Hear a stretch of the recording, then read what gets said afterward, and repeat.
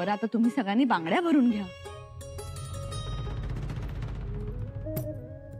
खरं तर तुम्ही परिस्थितीलाच बांगड्या भरल्यात बघा. छान छान. पंत सगळं कसं अगदी सूत्रात बांधल्यासारखं चाललंय. माणसं केवढी, सरदार तर येतच आहेत, रयत पाचाडला आली आहे. सोयरे धायरे तर महाराजांचं लग्न म्हणून हरखून गेलेत. हो ना. हो ना. हो, कानोसा घेतोय ना मी. कानोसा घेत राहा, पण कानावर काही आलं तर लगेच सांगा. आता काही कानावर पडणार नाही. म्हणजे अहो, पन्हाळ्यावर आमंत्रणच गेलं नसल्यामुळे ही एक आणखी गोष्ट चांगली नाही का? सुंठे वाचून खोकला गेला. आमची एकच इच्छा आहे की हे शुभ कार्य सुरळीत पार पडावं. पडणार, सुरळीत पार पडणार. आमच्या चिरंजीवांचं शुभ कार्य आहे. नाहीतर कसं होतं महाराणी साहेब, युवराज आले की गर्दी त्यांच्या अवतीभोवती. युवराज युवराज म्हणून त्यांचेच लाड. त्यामुळे दुसरा युवराज आपोआप बाजूला पडतो. या पुढं असं होणार नाही. ते आले तरीही. तो पुढचा भाग, पण तुर्तास तरी मी खुश आहे. ते रायगडावर येणार नसल्यामुळे. महाराणी साहेब, अजून खूप कामं आहेत. येतो.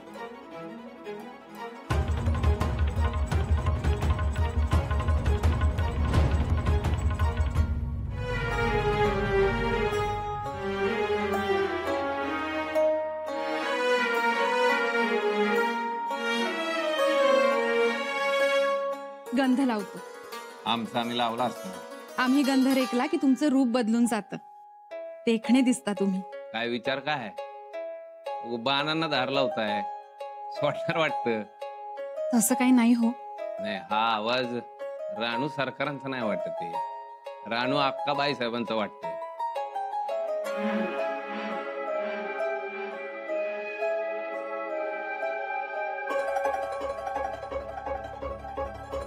तुम्ही जाधव सगळे मनकवडे.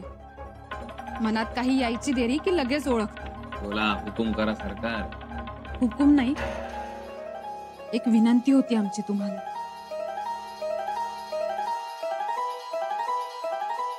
बघा, आम्ही म्हंटल ना, हा आवाज राणू अक्कांचा आहे. रायगडावर आनंदाला उधाण आलंय. सारा रायगड सोयऱ्या धायऱ्यांनी फुलून गेला. वधू पक्षाचं 12 गाड्या वऱ्हाड आल्या. सरदार दरकदार आलेत. लग्नाच्या दिवशी लग्न मंडपात गाद्या गिरद्या लोड तक्के ठेवले जातील. त्यावर सगळे रुबाबात बसतील. सुग्रास भोजनाच्या पंक्ती झडतील. सगळ्यांचे मानपान होतील, आहेर माहेर होतील. पण आमचे दादासाहेब नसतील.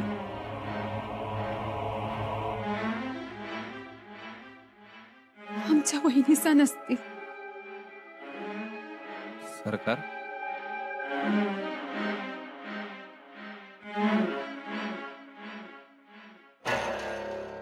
बघा कसे साजरे दिसायला लागला.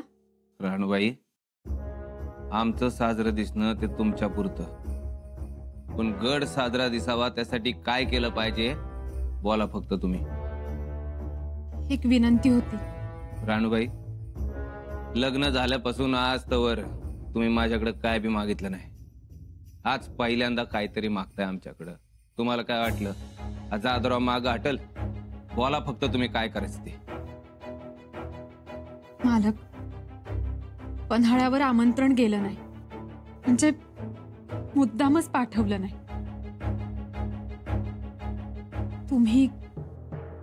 तुम्ही गेला असतात तर. आम्ही जाण्याबद्दल काय नाही, पण आपण पाहुणं माणसं जावई, आपण यात पडलेलं चालेल? ते आम्हाला काही माहित नाही. लग्नात दादासाहेब आणि वहिनीसा यायला पाहिजेत गडावर. तुम्ही आणा त्यांना. राणूबाई, त्यांना नसेल माहित वेळ मुहूर्त तर सांगा. वहिनीसा येतो म्हणाल्या तर त्यांना सोबत आणा. काहीतरी करा. आपण जरा सबुरीने घ्यावं असं वाटतंय मला. सबुरी? दादासाहेबांच्या बाबतीत आता कोणतीही तडजोड नाही. आमचा एवढा हट्ट पुरा कराल?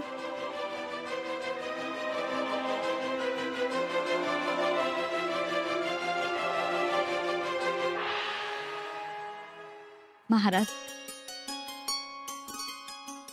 सगळ्या गोष्टी आमच्या मनासारख्या घडताय. आम्ही चुडा भरला, गडावरच्या एकूण एक बायकांना चुडा भरला.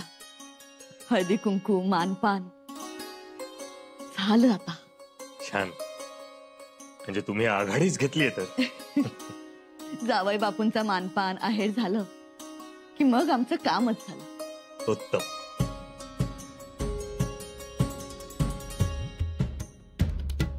आबासाहेब, आम्ही खेळायला जाऊ? खेळायला नाही. हा, लग्न होईपर्यंत कुठेही बाहेर जायचं नाही. काय झालं गेलं म्हणून? मुलं आमची वाट बघतायत. बाळराजे, तुम्हाला खेळायला जायचंय ना? ठीक, पण खूप लांब जाऊ नका, कारण आता तुमचं लग्न आहे. तुमच्यासाठी, तुमच्या डोक्यावर अक्षता टाकण्यासाठी खूप लोक लांबून आलेत. हो, पण लग्न म्हणजे एवढी मोठी गोष्ट असते की त्यासाठी आपण खेळायलाही जाऊ नाही शकत. हो, या तसा. बाळराजे, आता तुम्ही गृहस्थाश्रमात प्रवेश करणार आहात. आता तुमच्या आयुष्यात जानकीबाई पत्नी म्हणून येणार आहे. 2 घराणी एकत्र येणार. बाळराजे, हे सगळं ध्यानात ठेवायचं आणि यापुढे जबाबदारीनंच वागायचं. आता मात्र तुम्हाला जबाबदारीनंच वागावं लागणार. आजपर्यंत तुमच्या आयुष्यात फक्त आईलाच महत्व होतं, पण आता पत्नीला देखील महत्व द्यावं लागेल.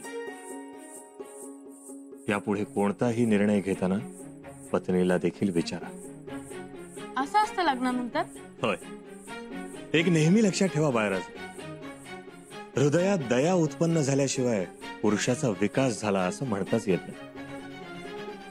आणि ही दया जेव्हा हृदयात उत्पन्न होते तेव्हा पुरुषात स्त्री दाक्षिण्य निर्माण होते आणि स्त्रीच्या हृदयामध्ये धैर्य निर्माण होते.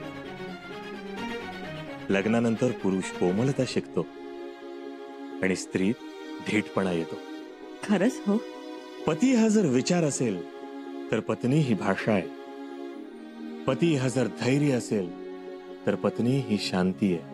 बाळराजे, हे ऐका आणि लक्षात ठेवा. पती हा शस्त्र असेल तर पत्नी धार आहे. पती हा जर खांब असेल तर पत्नी पताका आहे.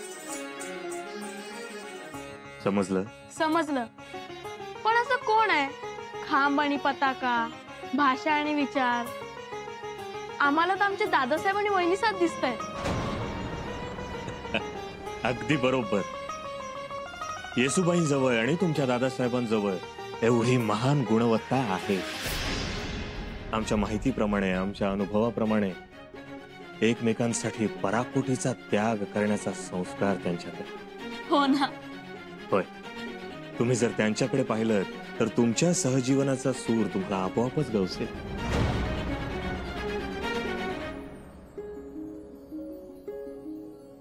समजा जावई आल्यात नव गडाव? जी आलेत सगळे. समद्याबरोबरच घेतला असता की आहेर मानपान. आता आलाय तर घ्या. पुढं आलेला आहेर असा डावलू नका. आमचं म्हणणं होतं की सगळ्यांसोबत शोभलं असतं. जावई बापू, आता खूप घाई होईल आणि सगळे एकत्र कसे सापडतील. त्यापेक्षा जे दिसतील त्यांना आहेर करायचा आणि मोकळं करायचं. जी, साधवराव साहेबांची माणसं आलीच. ताईसाहेब, आम्ही तुम्हालाच शोधत होतो. आणि आमचं साडू भाऊ कुठं आहेत? निरोप दिलाय त्यांना. तुम्ही जोडीनं बसा. जी.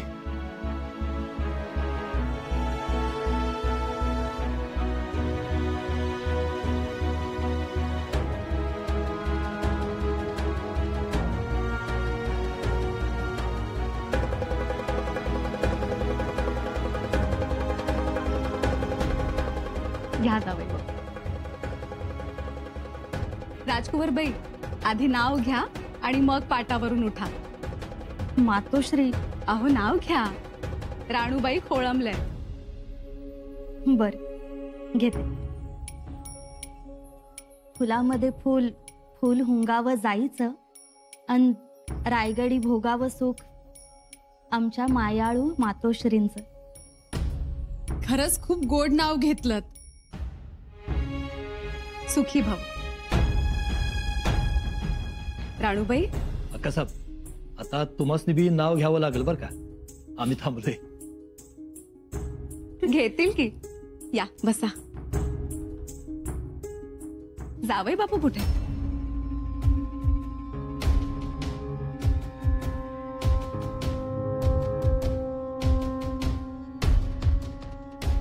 कुठे गेले तर? अहो हे काय एकट्याच मानपान घेताय? अहो खरा मान हा जावई बापूंचा. ते कुठे आहेत? असतील इथेच. पाचाडला जाणार होते पण आता कुठे आहेत ते माहित नाही. तुम्हाला माहित नाही? नाही. आम्ही बघतो. नाहीतर आहेर द्या आमच्याकडेच. तुम्हाला द्यायला काही हरकत नाही, पण सगळं रीतीप्रमाणे व्हावं आणि आमच्या जावई मंडळींचा मानपान हा आमच्या हातून घडला तर आनंद वाटेल. पुन्हा रुसवे फुगवे होणार नाहीत म्हणून. मातोश्री, हो आपल्या बाळराजेंचं लग्न आहे.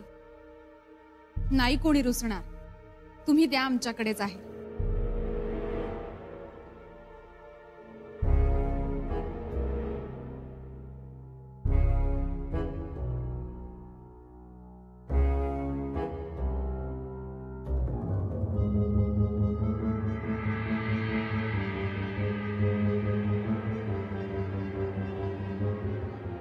पण ऐन वेळी गेले कुठे? सुनबाई, काय व एवढे कौतुकाने फुलं आणली, कौतुकाने गजरे बांधले, ते तसे ताटातच पडून आहेत. क मारणार केसात? धारात्या. बघणारा माणूस गडावर नाही म्हणून. कधी येतील ग युवराज? अहो येते आल. ते काय शेतात गेलेत का भातात? अहो मोहिमेवर गेलेत. येत्या लवकर. असं वाटतं कशाला घेतली ही मोहीम? अहो मग कवा चढवायचं होतं? आता मागणं तोफाला बत्ती देऊन काही उपयोग आहे का? ते झालंच ग धारात्या.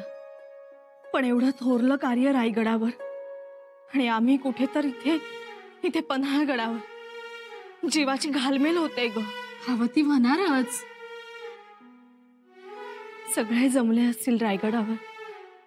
बत्ताशीबाई, राजकुंवरबाई, सखूबाई, बाळीबाई. महाल अगदी भरून गेला असेल. तर मोठी धामधूम चालू असेल बघा. गाणा भरला असेल, मुहूर्तमेढ रोवली असेल, मांडव तर केवढा उभारला असेल. तर मग काय, अहो बाळराजांचं लगीन आहे. खर तर युवराज येतो म्हणाले. आता त्यांचीच वाट. पण धारात्या, युवराज आले की लगेच निघायचं. अहो मी समदा आवरत आणले. तू असं कर, संदुका आजच भरून ठेव. वय ठेवतो. तुम्ही गजरा माळून घ्या. चला.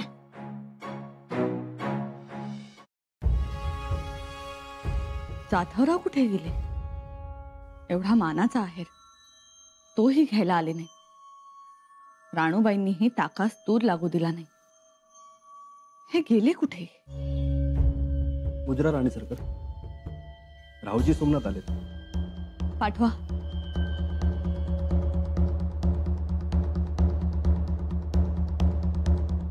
मुजरा राणी साहेब. काही समजलं? केली चौकशी? जी राणी साहेब, जाधवराव गड उतार झाले. लग्न सोडून, मानपान सोडून जावई बापू गड उतार झाले? जी राणी साहेब. का गेलेत काही कळलं? कल्पना नाही, पण जाण्यात तातडी होती असा निरोप दिलाय दरवाजावरच्या पहारेकऱ्यांनी. कुठे गेलेत? नाही माहित. ठीक, या तुम्ही. आज्ञा राणी साहेब.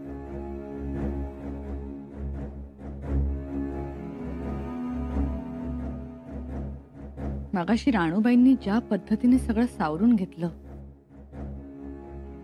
याचा अर्थ त्यांना सगळं माहीत असणार. या सगळ्याच्या मुळाशी राणूबाईच असतील. आधी त्यांना थांबवलं पाहिजे.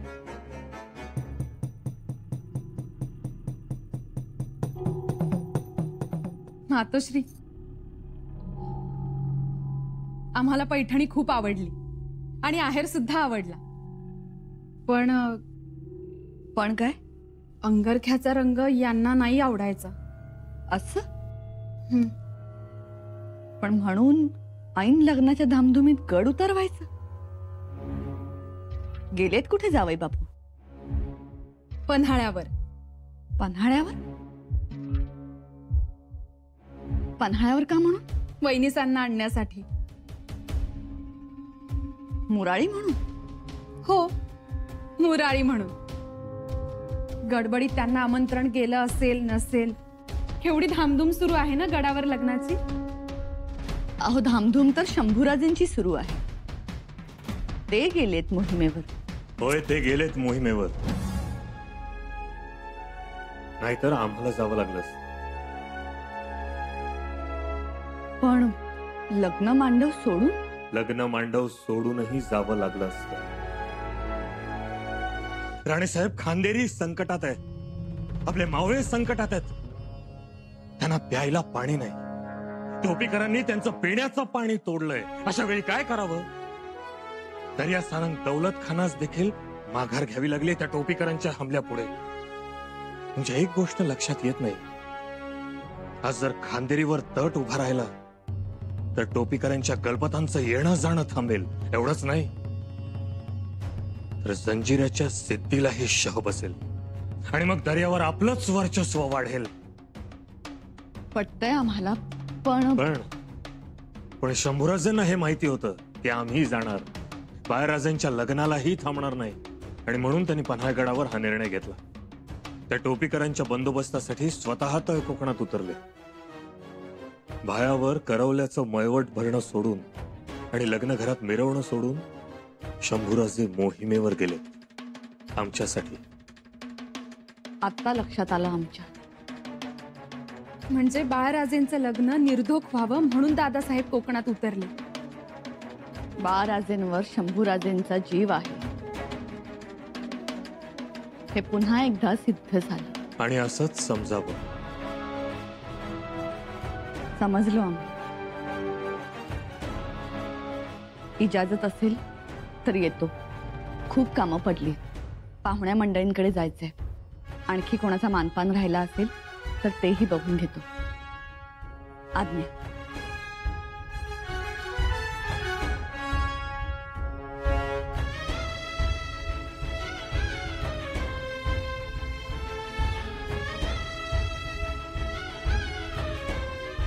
आबासाहेब, दादासाहेब वेळेत येतील. आले तर उत्तमच आहे. यायला हवेत. तेच. त्यांच्याशिवाय लग्न कसं सुनं सुनं वाटेल. खरं तर त्यांनी मोहिमेवर जायलाच नको होतं. इतक्या वेगानं मोहीम करणारं कोकणात जवळ असणारं दुसरं कोणी होतं? शंभूराजेच ना. आले वेळेवर तर चांगलंच आहे. नाहीतर नाही, आम्हाला खात्री आहे दादासाहेब नक्की येतील. म्हणून तुम्ही जाधवरावांना पाठवलं का? आबासाहेब. सुनबाई, सुनबाई. हवं काय ग धारात्या? आखरीतच घडलंय. काय झालं? रानवक्कांचे मालक जाधवराव आल्यात. दादासाहेब रायगड सोडून पन्हाळ्यावर?